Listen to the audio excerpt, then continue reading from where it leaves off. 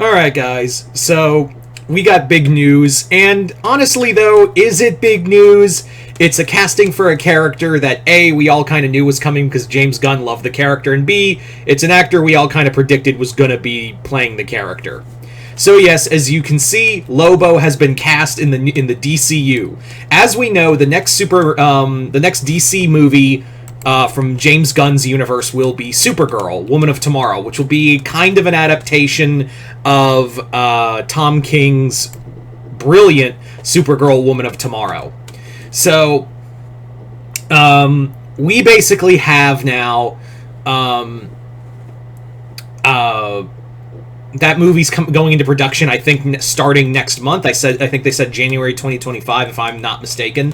But the other thing is, too, is that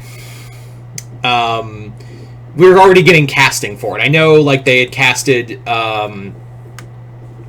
Supergirl. I can't remember the actress's name. She's from House of the Dragon, apparently.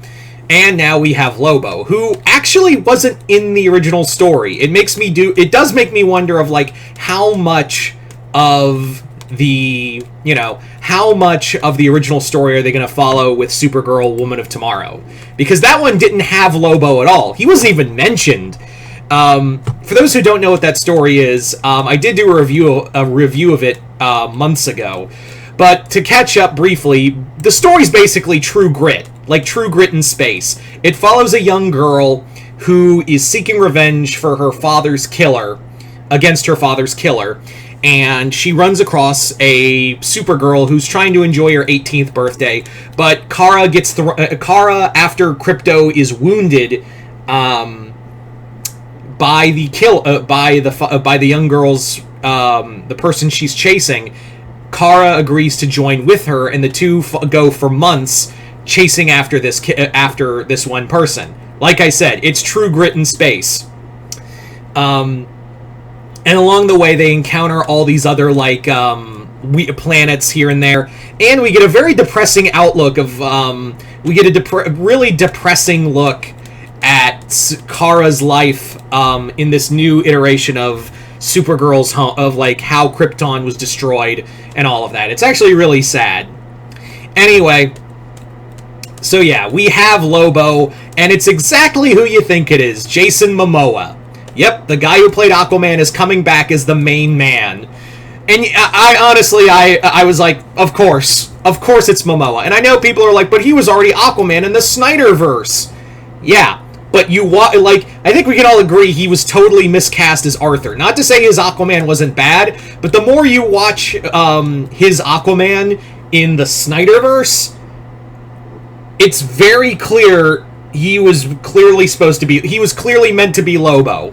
I even said that when I first reviewed I remember that clearly, saying that, yeah, he should have been Lobo instead of our Aquaman. Like, that casting right there, I was like, that's a misfire.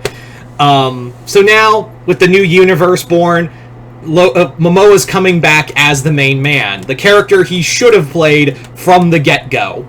And I know, like, oh, we're reusing actors. Even Gunn said that was going to happen. You know, even James Gunn said that was actually going to happen, and I think we all knew. I think, like, when he was asked that question of, are you going to reuse actors from the previous continuity, and he said, yeah, the door's always open for that. I think this is what he meant. Not just, I know people were like, oh, he means like John Cena's Peacemaker and Viola Davis's Amanda Waller, maybe some members of the Suicide Squad and from the Peacemaker show, but I think he also meant by this, like, recasting characters. So now, maybe we could have Henry Cavill come back, and maybe, I don't know, it'd be kind of cool if he played Ultraman. Like, wouldn't that be fun? Like, he plays the leader of the crime syndicate. That someone did pitch the idea of, like, bringing back the Snyderverse Justice League and have them be the crime syndicate of America. That actually would be kind of awesome, I'm not gonna lie. I would also not be opposed to Cavill playing there were a few other DC characters I could easily see Henry Cavill playing, but it would be like someone said Ultraman, and I was like, yeah, that'd be perfect.